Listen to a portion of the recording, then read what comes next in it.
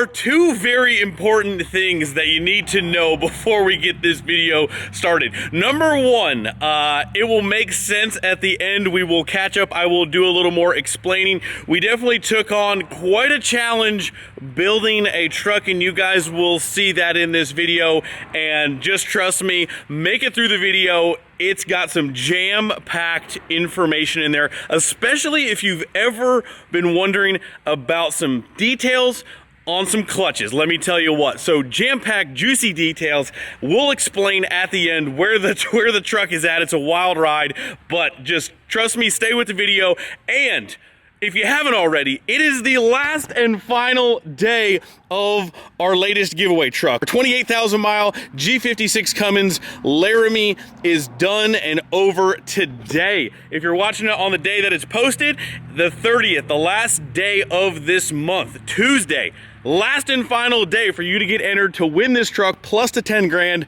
Just in case you haven't seen it, I don't know how, but we'll do a little walk around. Engine bay, absolutely minty. It is such a beast of a truck. Awesome to drive, perfect all around truck. It is waiting for one of you guys to win this bad boy. So after this video, this is it. This is your last reminder. I'm telling you guys, nobody thinks that they have a chance until I'm calling them, telling them that they have a brand new truck to pick up. So don't be that guy. Go get entered. Everything on wrenchworks.com automatically counts. Still 50 times entries, which is our highest entry multiplier that we have ran the entire giveaway. So chance has never been better. Last and final call, boys. I'm telling you, don't miss out. Whole White Lightning here is going home to one of you guys. I'm super pumped. I know you guys will be too. Doesn't matter. Quick entries, just if you don't even need whatever. Quick entries, you can literally just buy entries. You can get in. But that's it. That's all. We'll catch up at the end of this video. Let's get it rolling.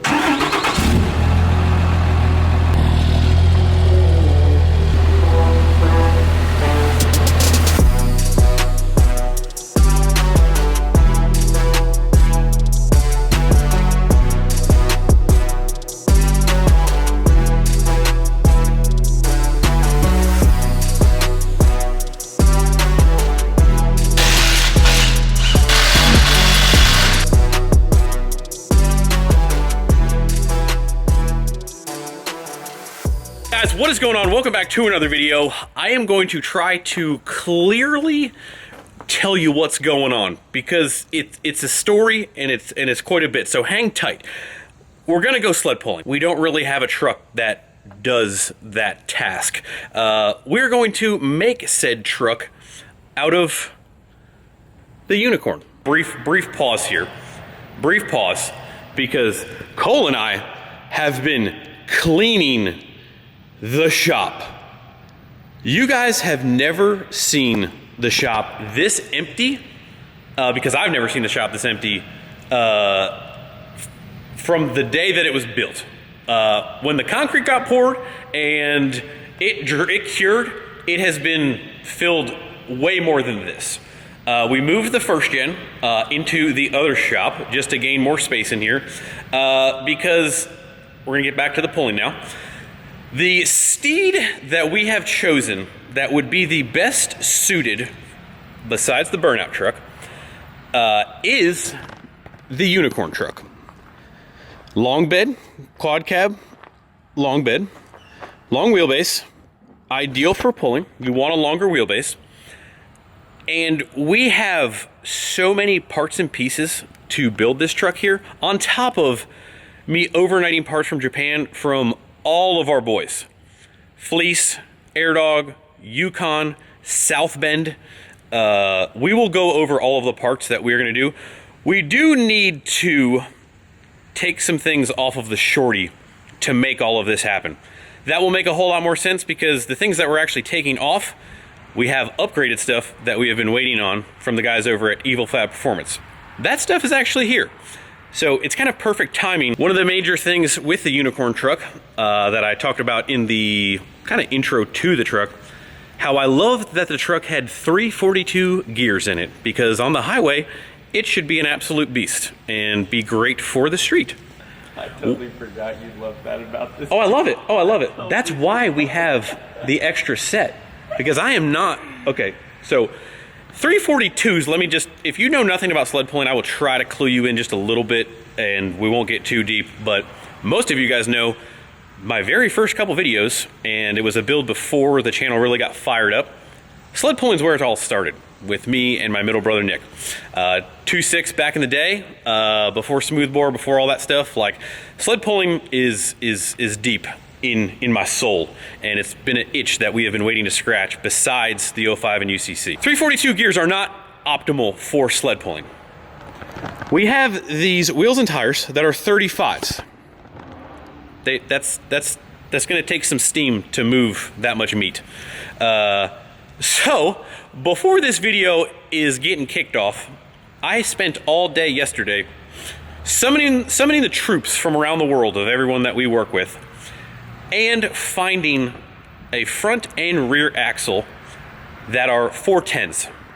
So 410s are going to be way better. Well, these are from salvage yards. This one's actually from our good buddy Mitten Motors here in Bowling Green. Without my man Lance at Mitten Motors, I don't even know where I'd be. Huge shout out to Lance at Mitten Motors. If you guys need anything, it is a Dodge Ram salvage truck yard. That's all he does. He got us the rear end. This should be a 410 rear, and Cole trekked to Nashville to get a front axle with factory 410. We're gonna pull the Unicorn, and we're gonna pull the Shorty in. We're gonna get them back to back, and then we'll get rolling on some work, and we will get this parts, we will get all these parts laid out for you, but take a look. We got a lot of room to make a lot of stuff happen.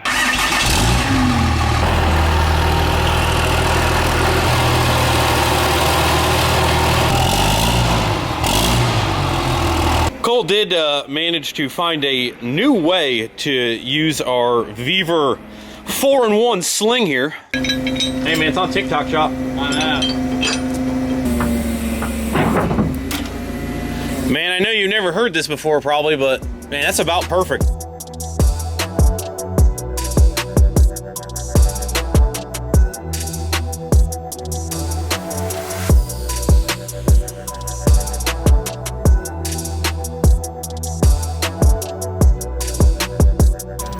Cole, Yes, sir. what in the world are we doing right now? Man, we're just trying to follow the laws of the land, you know? Of the land. Yeah, we're just trying to do things right. I thought you just cracked that and you just walked away for a few minutes. I mean, Is that not in the manual? it depends on your preference, you know? Right? I don't know what happened here, honestly. There's things missing. Cole has been cranking on taking the transmission out, transfer case out. Shorty has donated the appropriate equipment. We did happen to find a casualty. There's a crack, a little tiny crack, and there was basically just an area of small black where the soot was kind of coming through. This is actually AI. Correct. Right, so this is a simulation. You are not even watching real life. You have not entered Wrenchworks giveaway number 21 yet. You should do that now.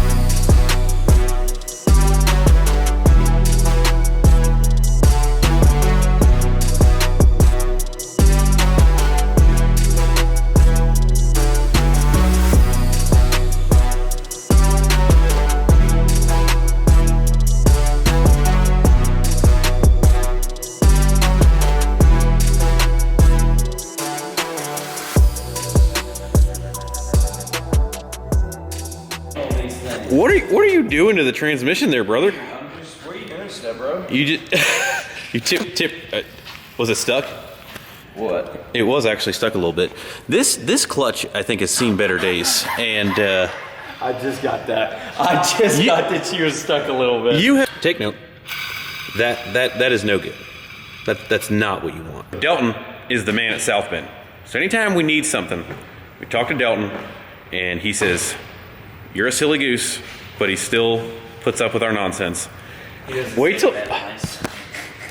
Oh yeah, that's the G version. Yep, go ahead. There's a little surprise in there for you. A surprise? Yeah. I actually don't even know when I'm... Yeah, keep going. Keep going, okay. Oh dear Lord. The Rocky Johnson. Got the old Rocky Johnson. The old Rocky Johnson, brother. So I told Delton that we needed the absolute monster that he could build for a G56 to hold at minimum 1,000. So that's what we've got. The old Rocky Johnson special is going to get it done. South Bend's throwout bearings are really, really, really nice. And they sound nothing like that. So these are a super nice bearing. All right, old clutch is coming out. Cole's working on the last bit there. But it is safe to say that this thing, I mean, I don't know what's more than well done cooked, but this thing was gone. Man, feel that pilot bearing. Wow, that feels like. This one's super special, Greg only edition. So they can't even call and get this. We'll just say no. Short story is super high plate load on our traditional Super Street clutch. So the Super Street is the biggest streetable dual disc, and our interpretation of streetable is that it's a You said sprung hub, correct? yes, sprung hub. In other words, you can drive solid hub stuff like the competition style stuff, or like street triple, which is solid hubs. You can drive that stuff on the street. The problem is there's no dampening on the input shaft, which sends the shock loads into the transmission. And that's those springs around where the shaft goes around. Correct. Okay. Correct. Yep. With a sprung hub assembly, it dampens that all the time shifting back and forth, and doesn't add excessive wear to the input shaft or transmission. And what about the flywheel? The flywheel, the discs, everything with the exception of the pressure plate is identical to our Super Street Okay. clutch. Okay. It's okay. just the only thing different with that is we have a custom super high pressure plate load on it.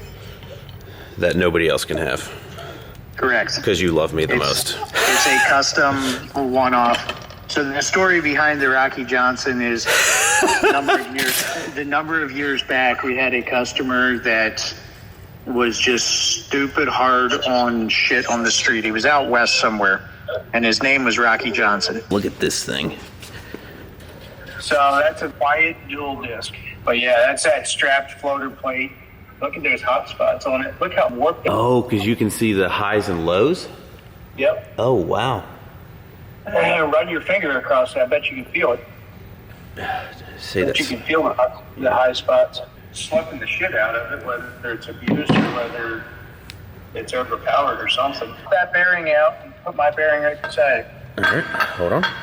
Don't add any extra lube is what you're saying. Correct. That little bit. Correct. Oh, there it is. Yeah, now look at the faces of my bearing and their bearing. It's kind of like my face and your face. One's way better. No, but see how it's much wider, and see how if you flip my bearing upside down, it's completely sealed on the backside. If you flip his upside down, it's not sealed. But see how there's a groove there right at the collar that allows debris and shit in. Oh, okay. Our bearing, that cast collar is made for us specifically, and then that is a Koyo bearing that we press on. So aside from us putting those two pieces together, that throwout bearing doesn't exist anyway. But internally, it's got much better balls in it and grease in it. It runs a 12 1/4 inch disc. We run a 13-inch disc. Oh, okay. Let me do That that. like a whole lot of difference. So is that on the, like on all of them? What's that? Yes. Oh, okay. Yeah. Doesn't sound like a lot, but your holding capacity is it's like the difference of spinning a 30-inch tire versus a 35-inch tire. It's like you Side- versus the guy she told you not to worry about. Yeah.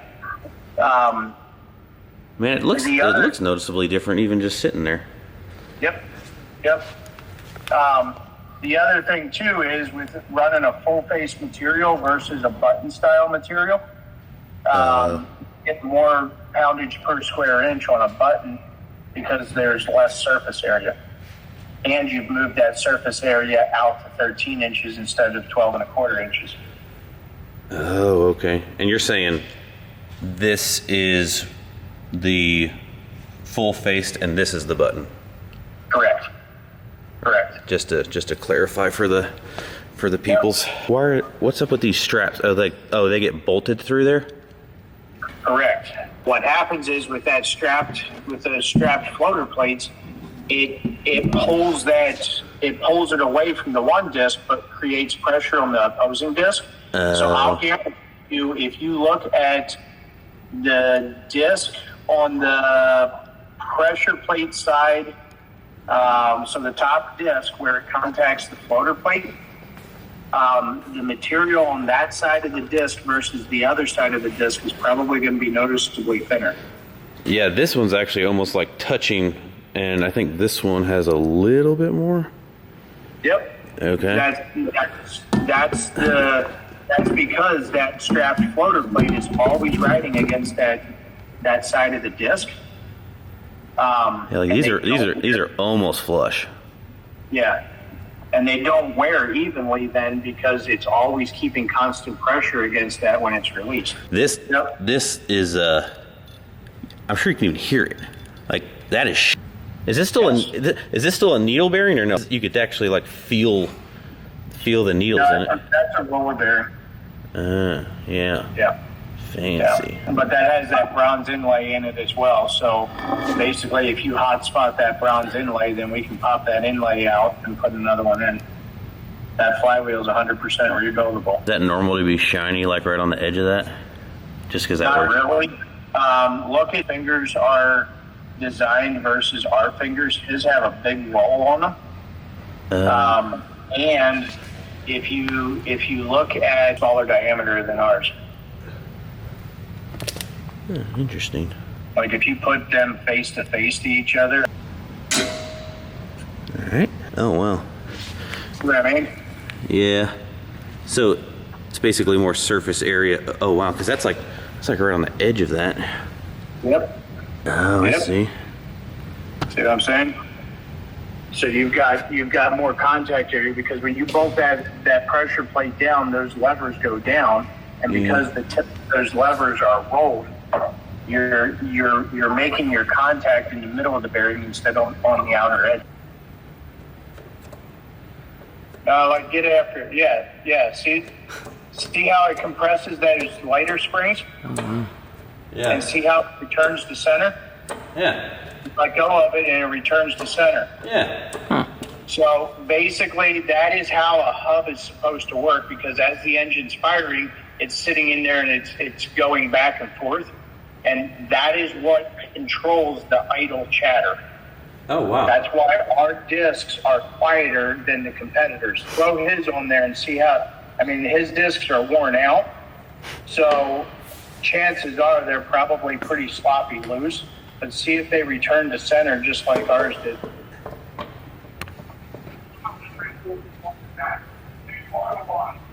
Nope. See what I mean? It's all rigid. All that slop in there. So what happens is and even if that disc has 50,000 miles on it, there's no dampening in that disc. See what I mean? So that is what you're talking about as far as noise and wear on the shaft. Correct. Yeah, you have to have some of that dampening on there in order to absorb that shock load from the motor. Because whether it's a power stroke or a compression stroke, He just oh yeah. This video is going to be great, I'm telling you. Even with those discs having all that wear on them, they still don't oscillate. That's wild. Like, that's a sprung hub. Like, that should sit there and do what our disc did. Besides built with more love in South Bend, Indiana, what's different? It's all internal in how that hub is assembled and how the preloads are set on it. Oh, okay. So there is like It's all there's internal. some setup adjustment. Absolutely. Oh, okay. Secret sauce. Each one of those hubs is hand built. Wow. And hand kissed With by love. Delton. Oh, so you're saying with age they shouldn't freeze. This oscillating the way that it does, this is with it new. I think I was under the impression that with age that they would freeze up. And I think that was maybe misunderstood, but with age, just like any other thing, it actually should be more out of control and looser. Not be, so this being frozen and solid is a failure, not an age.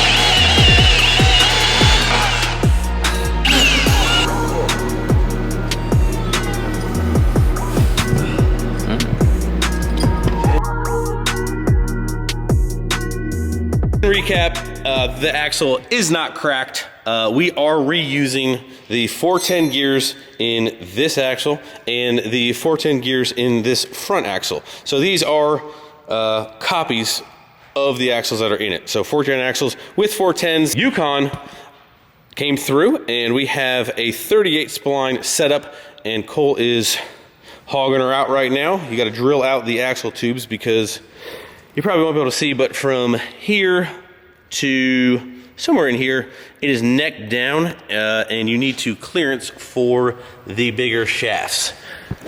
Obviously the guy she told you not to worry about coming through again. So Yukon 38 spline, I will admit that we tried to overnight a 38 spline spool from California. Reaper traction bars coming through as always. They got us the old beefcake mod on some performance bars, and those are going to do some serious work. It's got a lot of fleece stuff here, so let's go through some of this. Exhaust studs, block off things and stuff. What is this? Oh, pre-filter. That is for the new coolant tank. This is the new and improved, latest and greatest. Look at that badge. What else we got here? Distribution fuel line kit. Oh, what's that? Dual pump. What? Oh boy. Oh boy. Of course, we got our boys at S&S throwing down some big old boomsticks. Dual pump. Another box for dual pump. That's crazy. Push rods. And you guys know.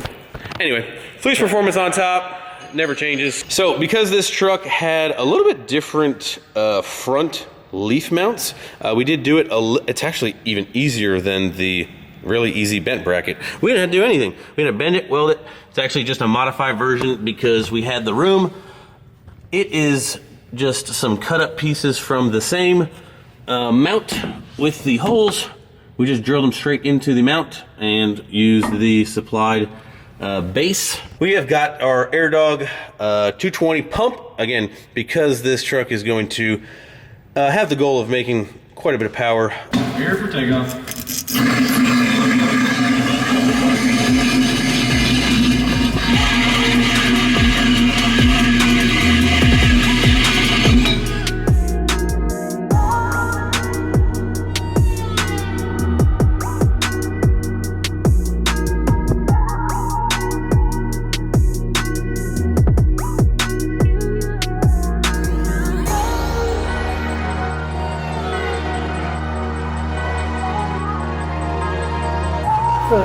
There you go.